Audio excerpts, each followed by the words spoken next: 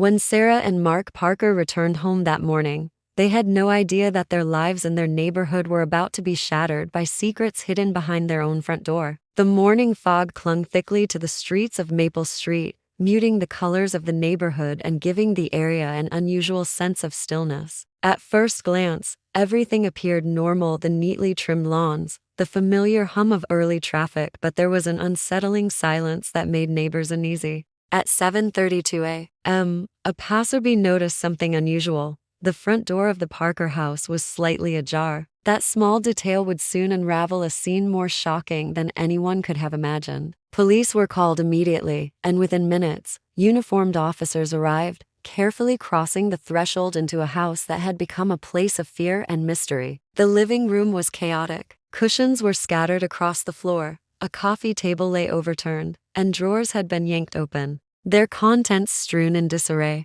A photograph frame lay shattered on the ground, glass shards glinting faintly in the morning light, while the single abandoned glove near the doorway seemed almost deliberate, a silent message left by someone who had no intention of being discovered. Crime scene photographers moved through the room, their flashes capturing every unsettling detail: the disheveled furniture, the scuff marks on the floor, and the small but telling signs of a struggle that had taken place hours earlier. The air was heavy, filled with the faint metallic smell of blood mixed with dust, giving an immediate sense that this was more than a simple burglary. In the corner of the room, the remnants of a chair lay broken and splintered, hinting at a confrontation so violent it left the room scarred. Forensic experts began their meticulous work, documenting every footprint, every fiber, and every smear, knowing that even the smallest detail could become crucial evidence. Outside, neighbors watched anxiously, whispering among themselves, trying to make sense of what had happened behind the walls of a house they had always considered safe. As investigators worked,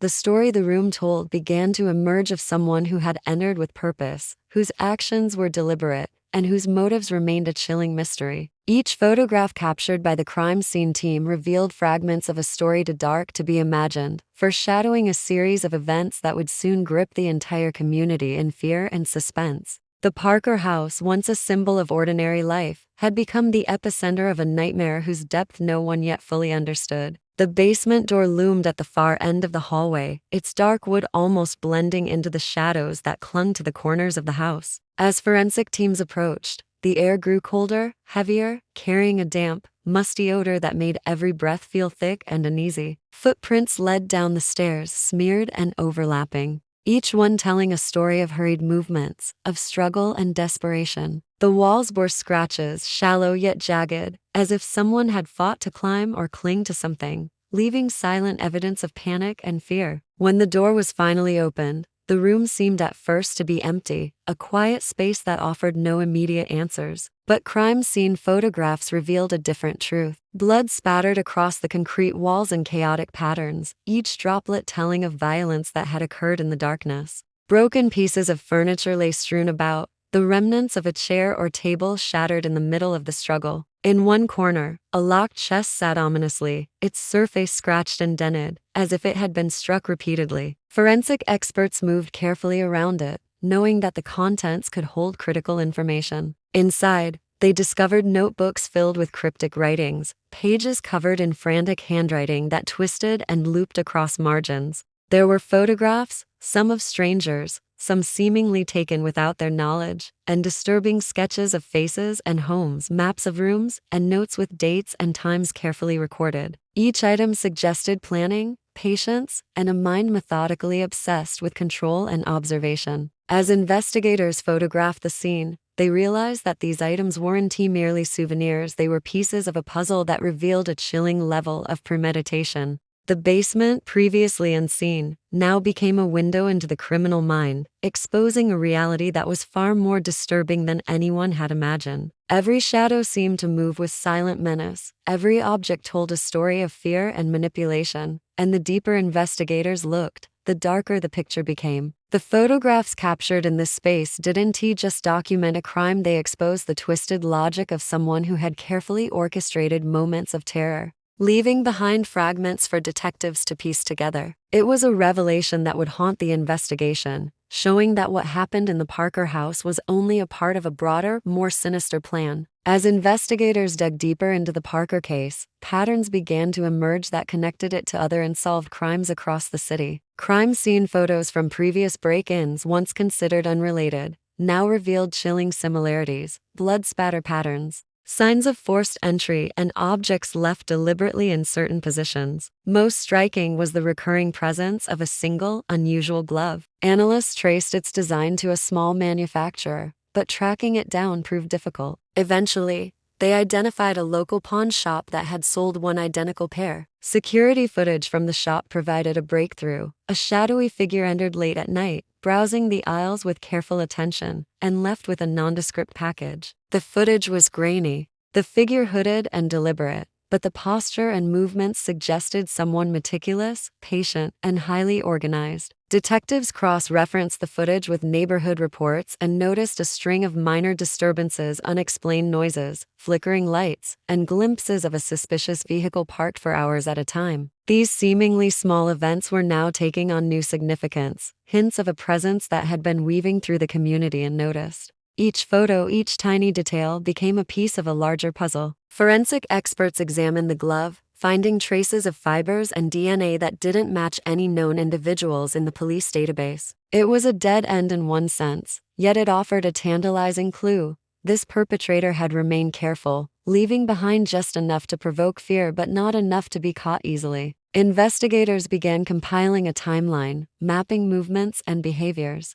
piecing together the methods of someone who was not only skilled at concealment but also intelligent and calculating. As the images and notes from the Parker basement were compared with older crime scenes, it became evident that the suspect had been active for months, possibly years, building a private archive of victims and plans. The depth of the obsession was staggering. The photographs were no longer just evidence, they were the blueprint of a criminal mind, revealing an individual who studied patterns, predicted behaviors, and orchestrated encounters with frightening precision. The more detectives uncovered, the clearer it became that this case was far from isolated. Each clue led to another, each image a testament to patience and methodical execution. What had started as a single horrific crime in a quiet neighborhood was now unfolding into a sprawling, calculated series of offenses. And the question that loomed over everyone was chilling: how long had this person been planning, watching, and waiting?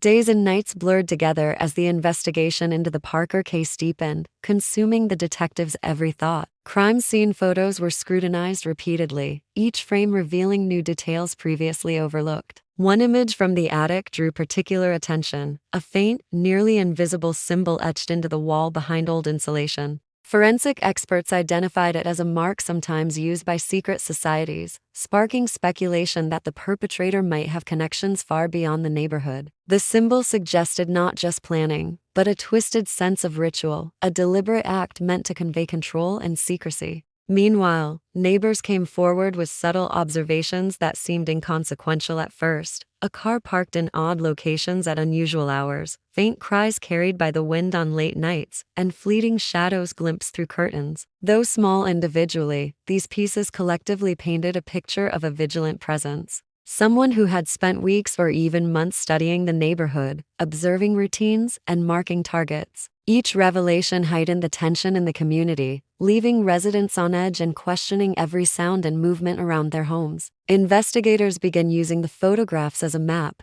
tracing patterns and movements, noting which rooms bore the most evidence of struggle and which areas had been meticulously cleaned. The crime scene images, once static evidence, became dynamic tools to reconstruct the perpetrator's behavior. Every scuff mark, smear, and unusual placement of objects was analyzed, revealing calculated decisions rather than random violence. The basement chest, notebooks, and photographs were re-examined, revealing connections between victims, timelines, and locations. Each discovery added to a mounting sense of urgency. The perpetrator was not only careful but also adaptable, capable of avoiding capture while leaving clues that simultaneously taunted and guided investigators. As the days wore on, it became clear that the Parker house was only one part of a larger, more sinister plan. The deeper detectives delved, the more complex the web became, with threads stretching across neighborhoods and even unknown locations. Crime scene photos had transformed into a narrative of obsession, control, and meticulous calculation. The evidence suggested that the perpetrator's actions were deliberate, almost performative, designed to leave investigators piecing together fragments of a plan that had taken shape long before the first break-in. The tension reached its peak when a new set of photos revealed a hidden compartment in the garage, one that could hold the key to understanding the full scope of the crimes and finally uncovering the mind behind the terror. The breakthrough came when investigators discovered a hidden camera in the garage, positioned so precisely that it had captured a clear view of the basement entrance. The footage showed the perpetrator returning to the house late at night, unaware that detectives had already uncovered the secret room. Every movement was careful, deliberate, revealing the same meticulous planning that the crime scene photos had hinted at for weeks. With this evidence in hand, the police prepared a cautious operation, knowing that confronting someone so calculated could be dangerous. When they entered the house, the suspect was discovered in a concealed room behind the pantry, surrounded by an array of files, photographs, and notebooks. The contents were horrifying: detailed records of every home on the street,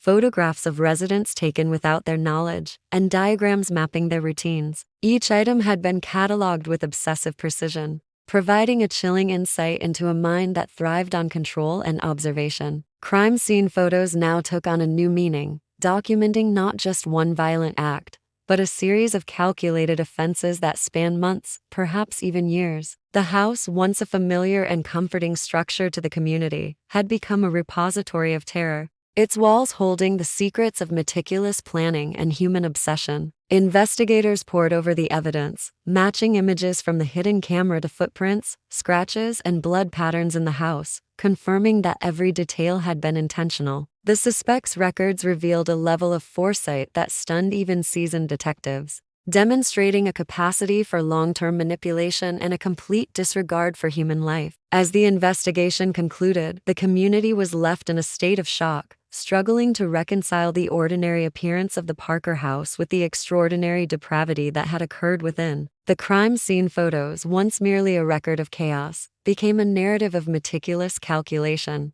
a haunting testament to the perpetrator's obsession and the depths of premeditation. What had begun as a single incident of violence evolved into the revelation of a systematic campaign of terror, meticulously planned and executed with unwavering precision. For the neighbors, the case left a lasting impression, a reminder that appearances can be deceiving, that danger can hide behind familiar doors, and that even the smallest details captured in photographs can reveal the most harrowing truths. In the end, the Parker house stood as a chilling symbol, its walls a silent witness to the terrifying reality that meticulous planning, patience, and obsession can combine to create horrors that few are prepared to face.